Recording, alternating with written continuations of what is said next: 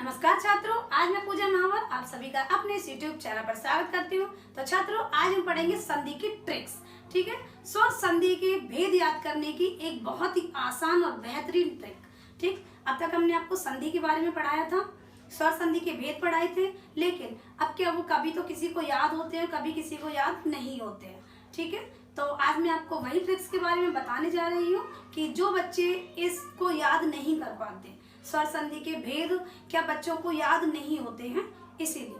तो ठीक है, सबसे पहले हम देख लेते हैं संधि की परिभाषा कि संधि की परिभाषा क्या है। मैंने आपको बताया था कि निकटवर्ती वर्णों के मेल से होने वाले परिवर्तन को संधि कहते हैं, अर्थात जब दो वर्णों का मेल, ठीक है, जब दो वर्णों का मेल होता है या ध्वनियों का मेल होता है और जब आपस में उनका मेल होने के कारण जब वो विकार उत्पन्न होता है या जो परिवर्तन होता है उसे हम संधि कहते हैं। यही हमने बताया था। अब है एक बहुत ही मजेदार ट्रिक जो कि अब जैसे बच्चे, मैंने आपको बता दिया था कि स्वर संधि के जो भेद होते हैं कौन कौन से, दीर्घ संधि, गुण संधि, वृद्धि संधि, अयादि संधि, यण संधि। लेकिन बच्चे जब पेपर में बहुत ज़्यादा थोड़े से एक्साइटेड भी रहते हैं कुछ तो, और कुछ नर्वस भी रहते हैं, तो क्या होता है बच्चे भूल जाते हैं। तो मैंने उसके लिए आप सभी बच्चों के लिए छोटी सी ट्रिक बनाई है, वो है अये वृगुदि।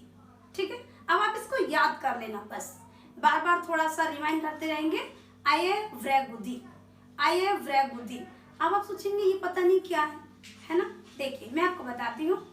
आ से क्या है, आ से है अयादि संधि, या से है यण संधि, और व्र से क्या है, व्र से है वृद्धि संधि, और गु से है गुण संधि, और फिर है दी अर्थात दीर्घ संधि। ये होगी हमारी स्वर संधि के पांचों भेद। लेकिन अब इन पांचों भेदों को कभी कभी एग्जाम में आ जाता है कि इन भेदों को क्रम से लिखो, और क्रम से क्या होता है, क्रम याद नहीं होता।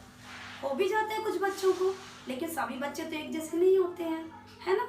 तो इसीलिए अब आप क्या करोगे, एक शॉर्ट एंड फार्मूला, इसको उल्टा करके लिख देंगे।